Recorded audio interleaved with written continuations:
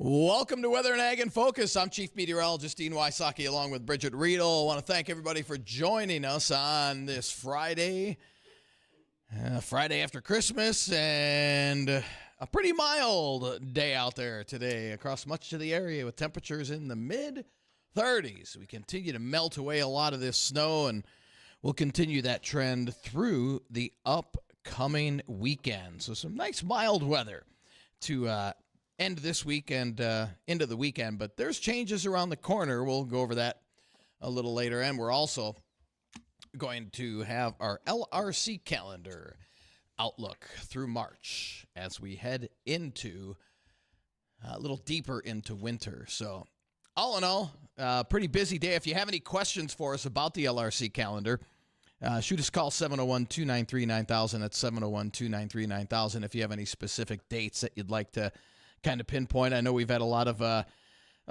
texts and emails about going down to Frisco in January, and well, trip down there should be okay. Trip back might be a little problematic, but hey, at least it's warmer down there, so that always helps.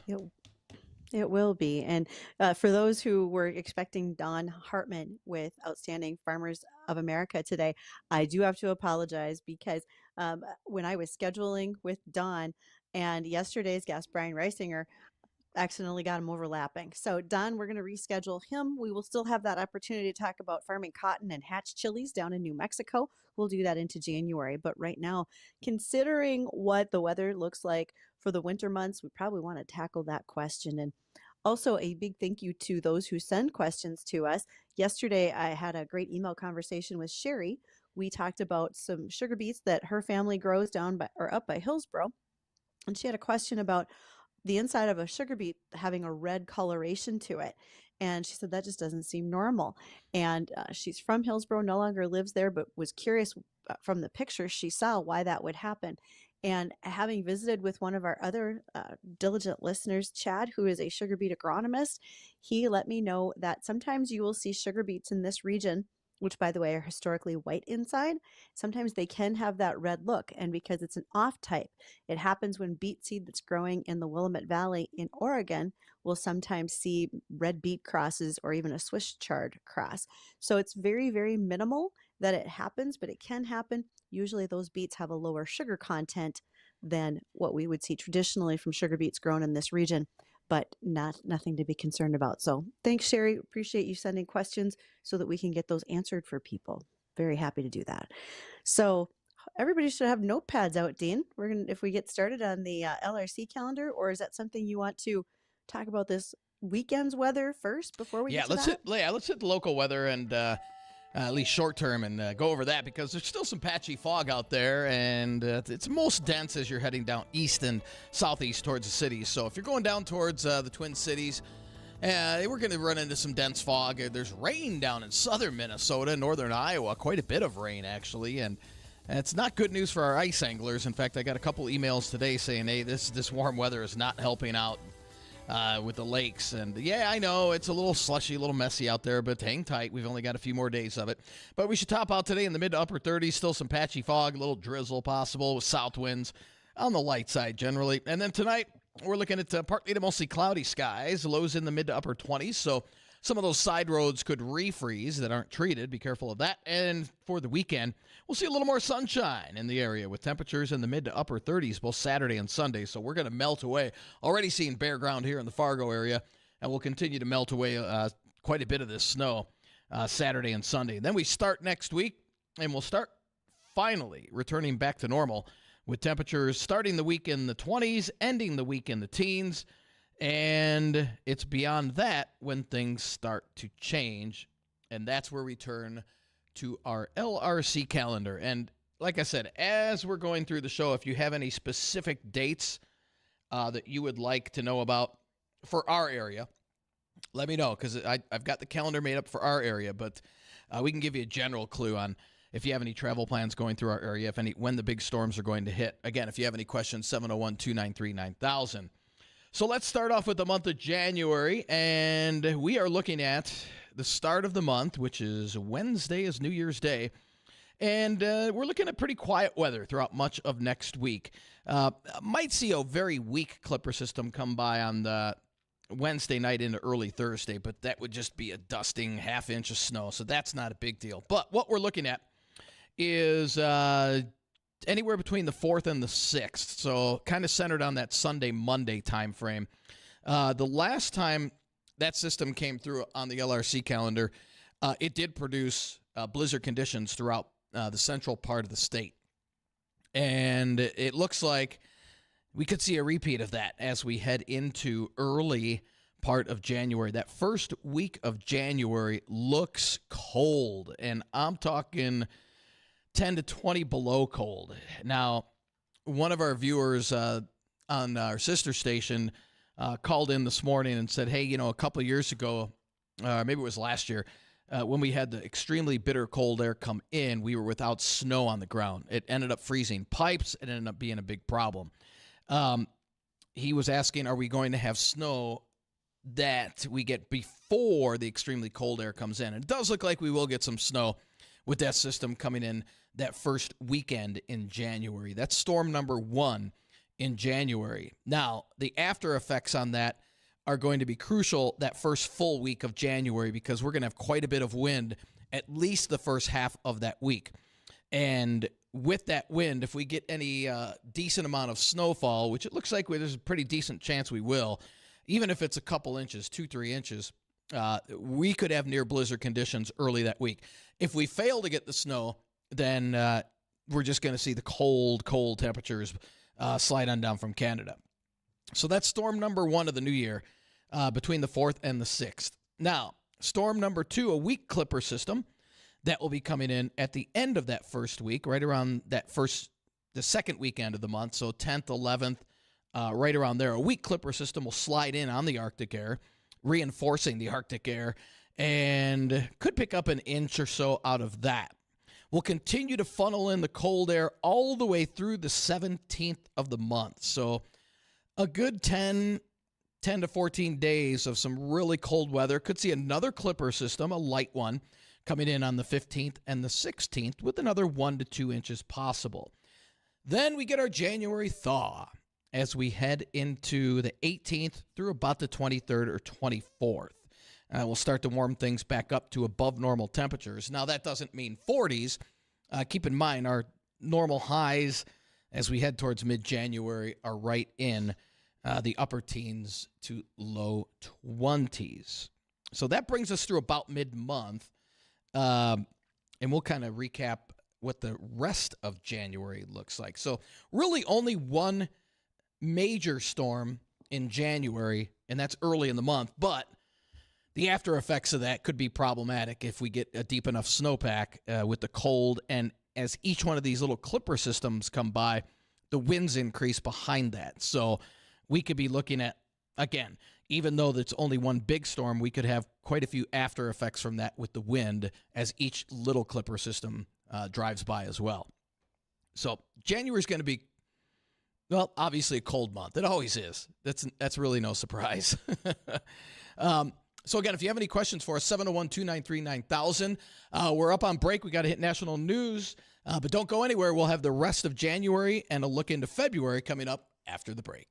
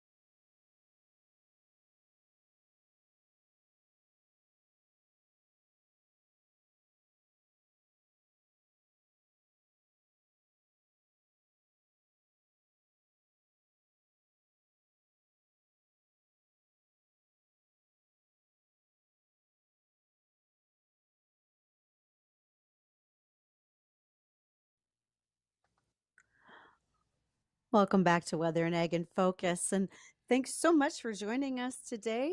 Oh, if you're headed out the door and you're going to do a little New Year's Eve shopping for next week, or maybe you're still having some Christmases at your house, well, don't forget to stop by any of the area liquor stores and pick up a bottle of crude spirits.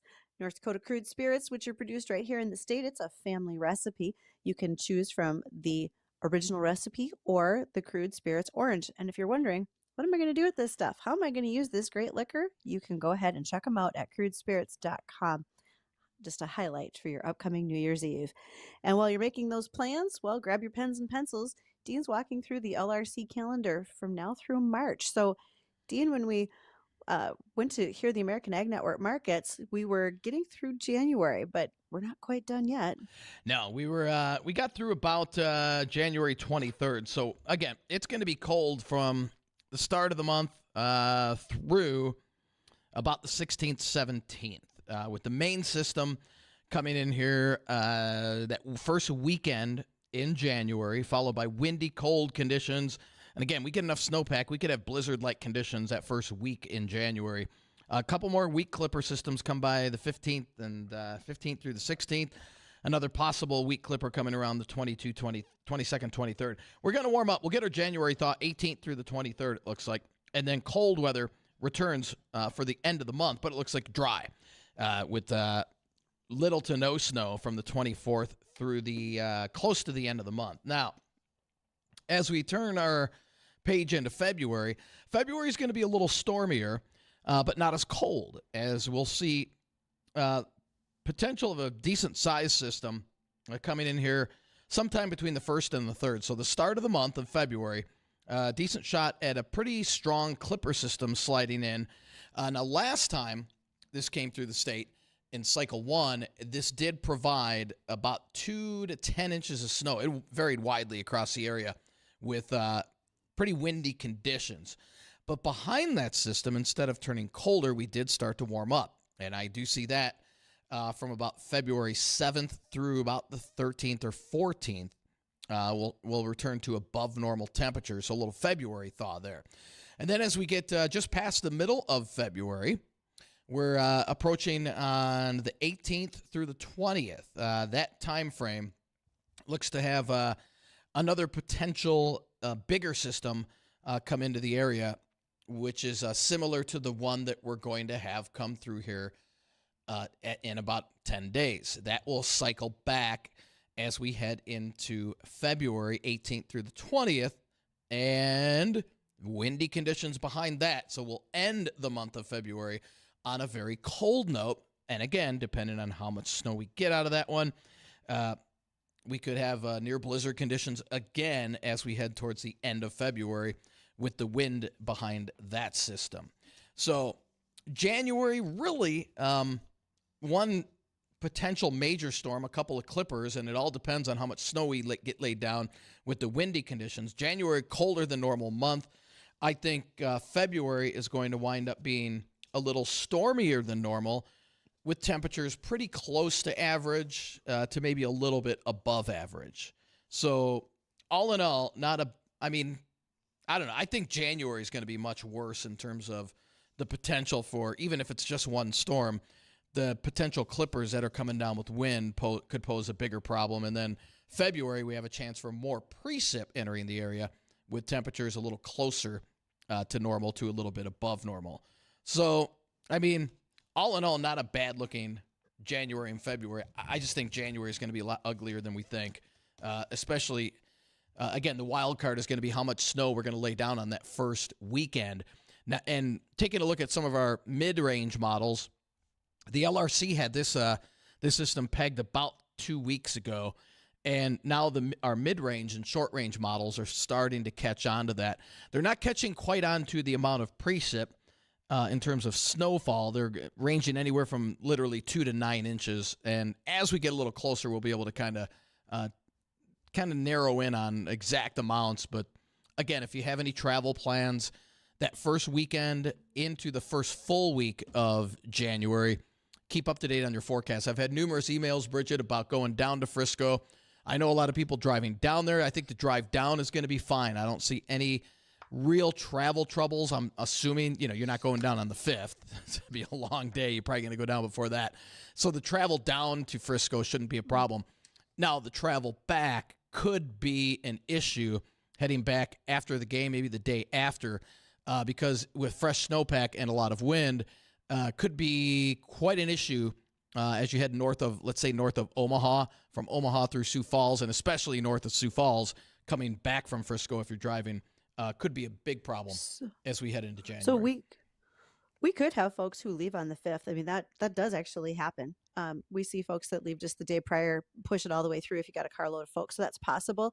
But I think, as you said, the return from anything that you look at in the LRC dashboard, et cetera, you see whether that's going to happen all the way through that Omaha, maybe even a little bit down to Kansas City, and then certainly up, as you said, through South Dakota. So could expect some really big travel delays. And if you're familiar with driving back from Frisco, many of us have had to do this. Be prepared to spend an extra night. I know that there was a lot of folks that got stranded in Summit one year. Quite a few stopped in Sioux Falls just because they knew the weather was bad coming back to the north. So there will be some travel trouble for folks in that region going south. And if it's widespread up here, we've got a lot of folks that are on the road every day that go back and forth to Minot and Bismarck and so forth. So we'll have to keep an eye out for what they're doing. Right. Now, you didn't get any further than the 20th of February, I think, is what I was writing down. But we had a question, and that would be from Naomi, one of our diligent listeners. And she said, hold on, I'm planning a bit of a birthday celebration, February 27th to March 3rd. So we can't let her down. She needs 80 degrees and sunshine. Yeah. That's not happening. After, again, the potential storm 18th through the 20th, then we get another cold blast from Canada, 21st through the 4th of March, with a weak clipper system coming in here sometime around the 1st or 2nd of March with possible 1 to 2 inches. But again, behind these clipper systems, we usually get the wind with it. So with that being said, we could have, even with... We've had blizzard conditions with 1 inch or 2 of snow, so we'll see how that pans out. But after the 4th of March, things do start to warm up. But, we left off on the 18th through the 20th. So 18th through the 20th, a possible bigger storm, and that's the same one that's coming through here this week, or not this weekend, the next weekend, followed by that cold dump of air to end the month of February. Now, question, Bridgette. So what's the Bison's record? I mean, you might not know this off the top of your head. When they play in the rain. In the rain? Yeah. I don't know that we've played in the rain a lot. That I don't know. That's probably a Jace Denman or a James McCarthy question. But we've been in Frisco before in snow, supposedly warm sunshine. But when they say, oh, it's warm in Texas, they lie. I've worn my coveralls in that stadium more times than I've worn just a jacket. I'll tell you that much. Because right now it looks dry in Frisco. Now that storm system that's going to affect us on the 5th and 6th should be just east of the Frisco area by the time game day rolls around. I think most of that will be to the east of the area. But then they'll be having the cooler weather, and cool by Texas standards, probably in the 40s. Could be in the low 50s for game day, but I think a better likelihood that temperatures will be in the 40s for game day with breezy conditions. So it should be dry, but right now it looks like it'll be a little on the chilly side for Texas standards. For many, the end of January, heading out to Minot for the Ag Expo that's up there, that's usually a bitter cold time of the year. There's times we've driven to Minot and it's been minus 20 degrees actual air temps. Looks like there might be a little bit of warmer weather. I mean, if it gets into the 20s that week in Minot, people are pretty excited. As I think about other farm shows that are going on, February 5th is going to be agronomy on ice. It looks like we're going to have a little clipper and some cold air to build more ice right before that. We get into February where we have the International Crop Expo in Grand Forks, and it looks like that will likely fall about the time we have a snow system. So make your travel plans accordingly. Maybe you want to head up to Grand Forks a day early to take that on. And then even the Sioux Falls Farm Show, which is usually the 3rd week of January, looks like that could be in a time frame where we actually have a little bit of a warm up. So keep an eye on all of those things. The trade show calendar is filling quickly as people are deciding to get on out and pick up a little knowledge in the winter months at trade shows and meetings. Yeah, in February it looks pretty quiet from the 5th through about the 15th. Not seeing a whole lot. That'll be our February thaw time as we start to warm up a little bit. But Well, if we've got snowpack and it drifts, that's probably our greater concern then. right, exactly. Yeah. So we're coming up on the bottom of the hour. We'll take a quick break, and then when we get back, we will go and launch into March and let you know what the LRC is predicting for March as we end winter and start to take a peek into spring as well. I'll give you a hint. I don't think it's going to be an early spring, at least the way it looks right now. So we'll have more details on that and have the rest of the forecast according to the LRC. And again, if you have any questions, any specific dates, shoot us a call, 701-293-9000. Don't go anywhere. We'll be right back.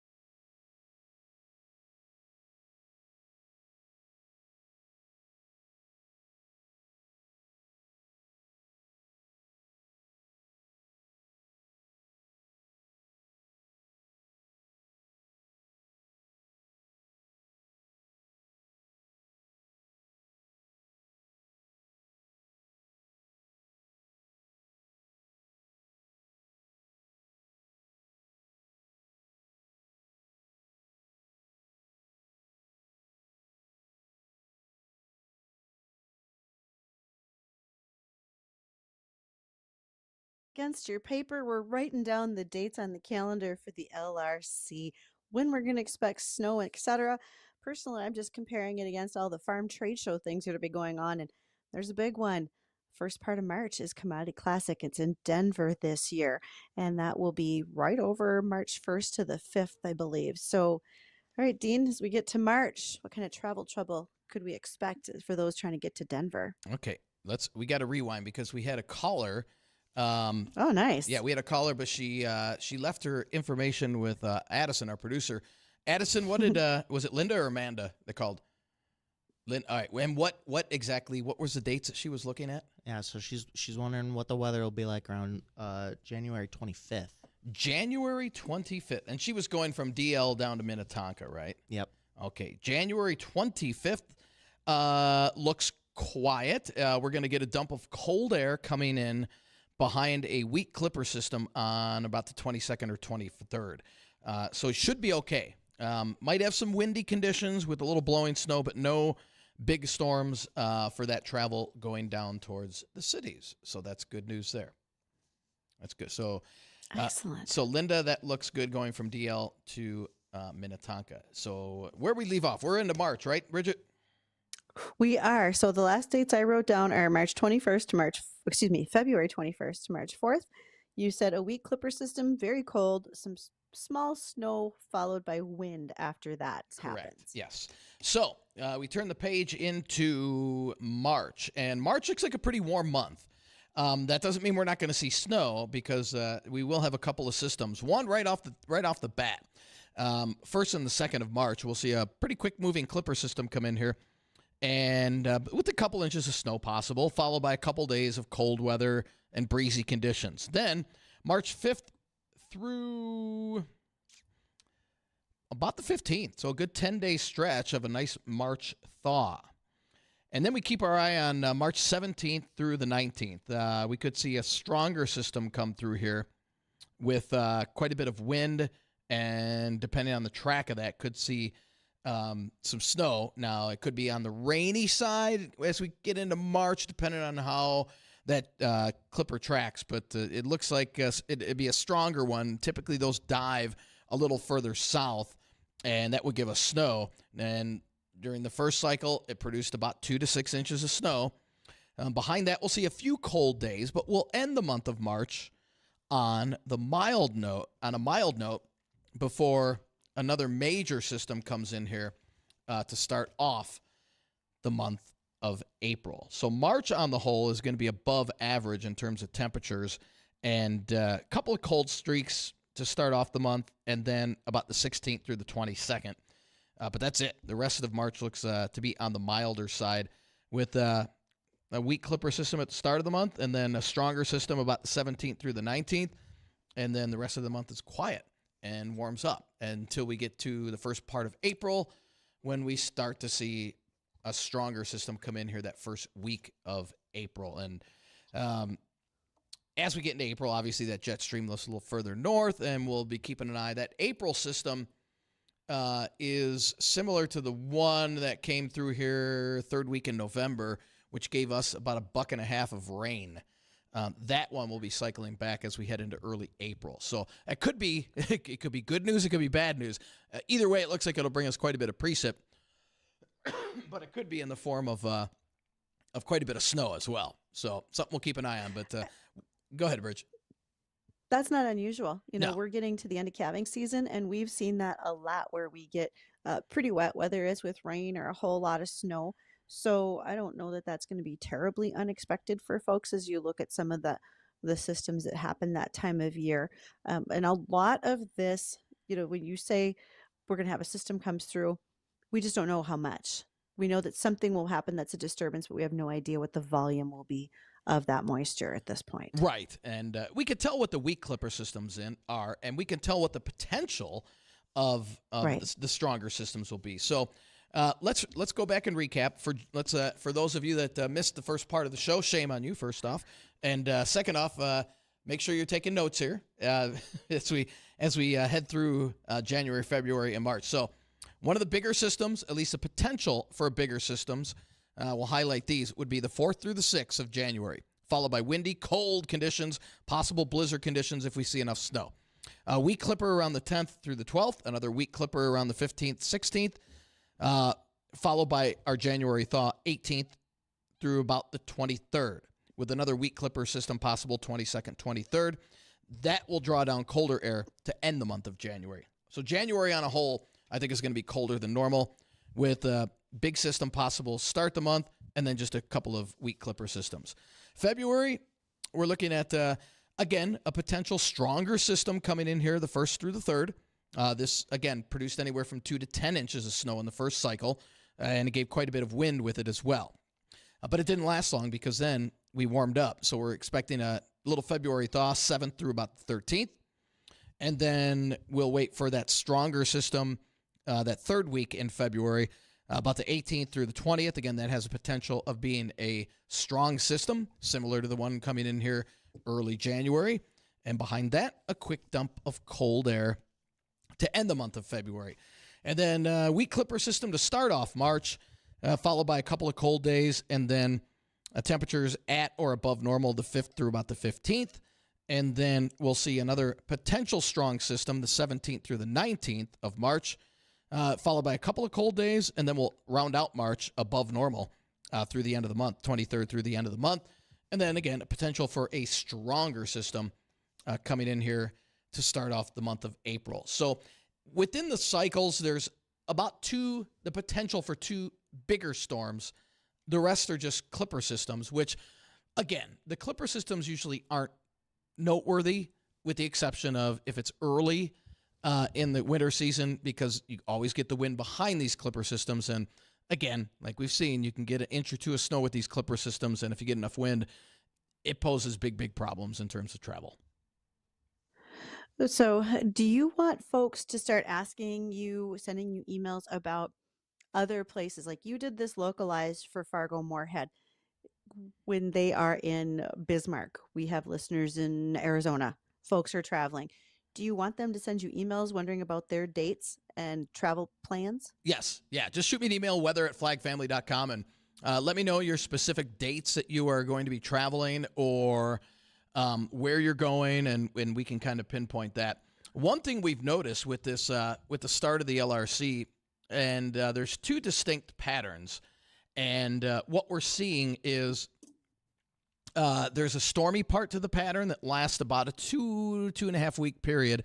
And then we're looking at a cold part where you get these clipper systems in. So it's the stormy part followed by the cold part, and then we warm up, and then we get the stormy part again. The one thing that we have noticed, and this will hold through the winter and spring, is the severe lack of moisture in Southern California and into Southern Arizona. They have not really seen much at all the first cycle. Everything has gone north into the Intermountain region and the Pacific Northwest. That will last through they're going to have severe drought conditions, mark my word, from Southern Cal through Southern Arizona through the spring. I don't see that pattern breaking. We might get a storm or 2 that dive into the desert Southwest, but boy, it's going to be a rare event. Okay, so that's what would happen right there. But what about weather events and snowfall that happens in the Sierra Nevadas? Because this past winter, there was such a heavy snowpack that when that snow melt happened in the Sierra Nevadas and came down, it refilled Lake Tulare. It was known as Ghost Lake, and it flooded. I got to go back and look for the number. It's like 110,000 acres of farmland that went under. So what happens in the mountains could affect that. True. But what you're saying is what happens over the top of that region right now does not look like much for moisture. In Southern Cal, like the Sierra Range, the Sierra Range has got from the Sierras northward through Washington. They've gotten quite a bit. I mean, they've gotten copious amounts of moisture. That will continue through the spring. That will definitely continue through the spring. I'm just worried about severe drought conditions for SoCal and into the desert Southwest. I just don't see that really. And that honestly stretches into parts of New Mexico. And as you get into Texas, you're going to get a little more moisture pulled in as these systems dive in to the Intermountain region. You'll get a little more moisture pulled in to areas, especially of central and eastern Texas. But from SoCal through southern Arizona into West Texas, boy, I'm really worried about drought conditions, possibly severe drought through the spring planting season down there. Okay. Well, and there's some folks down there that they do pretty good work with irrigation. That was part of the reason that Tulare Lake dried up in the first place. I keep looking through this story. I'm trying to find the number of acres that returned with all of the rainfall and snowmelt that they had down there. But what it tells me that when the lake started to disappear 130 years ago, actually at that time Fresno was a waterfront town. And that changed Oh, drastically wow. after the water. And some of that, certainly a lot of that is cyclical. The water started to leave. And when it did, more agriculture came into the region. The big concern of a lot of officials out in that area right now is the fact that what's under the water, similar to what happened as Devil's Lake rose, you have buildings, farmsteads, equipment, all sorts of things you weren't expecting are now underneath the water. So there's a lot of stuff that's hanging around down there. When you get into that southern California into Arizona, you look at areas that have pretty good irrigation.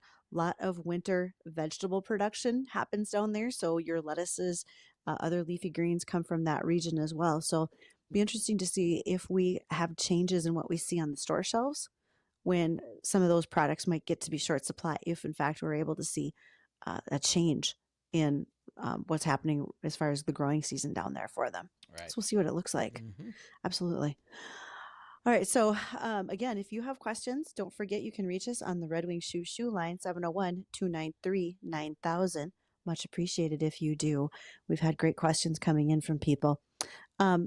One news story that's been going on, Dean, the Texas tornadoes that have been going on down south, was this something that the LRC saw coming as well? Was a lot of this disruptive air in Texas over into Louisiana, et cetera? It did. This was the same system that hammered the same areas. I believe it was back in November. I've got the November calendar in my office, but I believe it was around the 18th or 19th of November where they had a big severe weather outbreak down there. And again, figure about 44 to 46 days from now, they'll probably have a decent shot at again seeing a shot of severe weather again down there in the same areas. So it's going to be it's going to be an active, parts of it are going to be an active severe weather season in the southern plains as we head into spring. I'm not seeing a whole lot up this far north, at least not early in the spring. But from the central southern plains, I think we're going to have a pretty active spring in terms of potential for severe weather. Would likely guess we would, yes. Yeah. So, all right, folks, hang on. We've got one more recap of certainly what will happen for the weekend weather. We can answer your questions as to that weather calendar that we just went through for you, and we'll touch on any headlines we might have time for. So stay tuned. We'll be right back.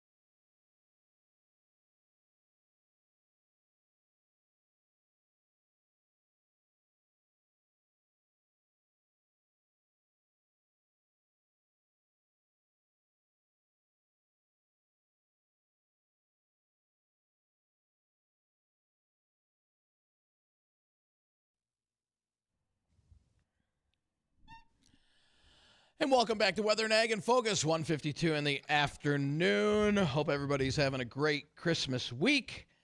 We start the new year next week, and, we're going to end the month of December on a pretty mild note for the most part. We will turn a little cooler next week, but still above normal until we hit the new year. That's when temperatures start to slide down. In fact, we're looking at quiet weather all the way through the upcoming weekend with mild temperatures. We're currently in the mid-30s across much of the area. We'll make it into the mid to upper 30s. Still some patchy fog, a little light drizzle out there with the south winds generally on the light side. And tonight we're looking at partly to mostly cloudy skies, mid-20s. And then the weekend, we'll see a few more peaks of sunshine. So that'll be nice, but we're going to continue to melt this snowpack away. Highs in the mid to upper 30s on Saturday, mid-30s on Sunday. And then we'll cool things down to the 20s to start next week and to end the year. And then to start the new year, we're looking at colder temperatures coming in with colder and breezy on Wednesday and Thursday. Maybe a clipper system coming in Wednesday night, early Thursday. That'd be a half-inch less kind of situation, so that shouldn't be a big deal. But then as we head into the following weekend, that first weekend in January, that's when we'll be keeping a very close eye on a potential larger system coming our way, followed by the coldest air of the season, along with quite a bit of wind. So the first full week in January is going to be a little rough around here. It's definitely going to feel like January. So make sure if you have any travel plans, that first full week in January, you'll definitely want to keep up to date on the forecast. Things could get pretty icy and dicey around here. So for the weekend coming up, you mentioned temperatures in the 30s on Saturday and again on Sunday. So and I heard I heard fog, dense fog. Will that bring freezing fog again on like Saturday night, like we've experienced in the last couple of weeks? That's a definite possibility, yeah, because nighttime lows will be in the 20s. So there is that possibility. Again, the more snow that we melt, the better it is, the less chance of that freezing fog. But I still think we're going to be dealing with fog over the weekend. And like you said, we could be dealing with a little bit of freezing fog in the morning hours before temperatures warm up, and then that doesn't become a problem in the afternoon. Okay, so for those of you who are still Christmasing this weekend, as you are coming back home, be careful. Watch out from those roadways because we may see some of those changing conditions, you might say, that happen fairly often. Right, exactly. So speaking of Christmasing, mistletoe. Well, it's not what you thought. A lot of us think of mistletoe as this big romantic item, this plant that you should buy, you should hang up so whomever is underneath it can share kisses with you. But in reality, mistletoe, in all of the biological senses, it's a parasite. It's not cool. Oof. Mistletoe actually will jump onto a host plant and will try to sort of suck the life out of it. It doesn't entirely kill it, but it does drain that plant of a lot of its nutrients. Birds eat the berries and then they excrete the sticky seeds that adhere to branches. So the word mistletoe actually is derived from the words mistle and tan, which means dung on a stick. Nice. That's not what you were thinking when you were buying mistletoe for that special someone in your life. But mistletoe does, in fact, become a bit of a pain in many countries. In fact, mistletoe is found around the world. There's 40 different species just in the U.S., but 1,300 species all over the world. And those berries are a food source for a lot of birds. They also provide nesting habitat for spotted owls. So just when you thought mistletoe had a simple explanation, it does not. Now, if you're recall, Dean, back last winter, probably in about February, we talked about the American Farm Bureau naming of the Farm Dog of the Year. And that dog was one that was trained by Farm Dog USA. And when I say farm dog in this sense, I mean PHARM. Farm Dog USA was started in Missouri. It was supposed to be pets helping agriculture in rural Missouri, but it is expanded. Farm Dog USA now has trained over 30 dogs that are placed with farmers around the U.S. in order to help them do better and stay on their farms longer. There's a couple that farms in Missouri. She's legally blind, but their specially trained dog helps her with guidance, with security, and also opening and closing gates when she's feeding animals. And so that way, if her husband's gone, she can take care of livestock on her own. farm dogs help to extend a lot of the livelihood of many farmers who have them. So big shout out to Farm Dogs USA and the work that they do to help farmers who might be inhibited by injury or illness around the country. So thanks to them. That's Much great. appreciated. Going back to the Yeah. mistletoe story, so I suppose if you went hmm up to your significant other with dung on a stick and said, "Give me a kiss," it's probably not going to have Not the same thing. not the same effect. Probably not the same effect. No, Won't no. try it then. But if you've ever grown up in a dairy barn and you've been splattered before, sometimes you just need a hug and the other person's going to get messy. It's not easy to be in a barn. No, can imagine. No, no. So, and for those with those, like you talked about, those weather conditions are going to be coming up with some of this wind and cold weather, Dean. I'm hoping if you don't have your windbreaks in place, get them up, get those all set because you're going to have a chance for animals to get cold. That wind really takes a lot out of them and makes them have to work so much harder to stay warm and heated. So, get those things ready before we get this weather coming in. Yeah, and we're giving you about 10-day advance here. You know that it's coming. It's so be. I'm not. I mean, if we get the snow that the potential of that system coming in here that first weekend, January, that first full week in January it's not going to be fun. If you can work from home, you Right. might want to plan on doing that in advance. It's gonna Be a good time to do be a that. little messy. Yeah. So for Bridgette, myself, I want to thank everybody for joining us. Enjoy your weekend. Enjoy the mild weather. Don't go anywhere. The Jay Thomas Show. It's coming up next.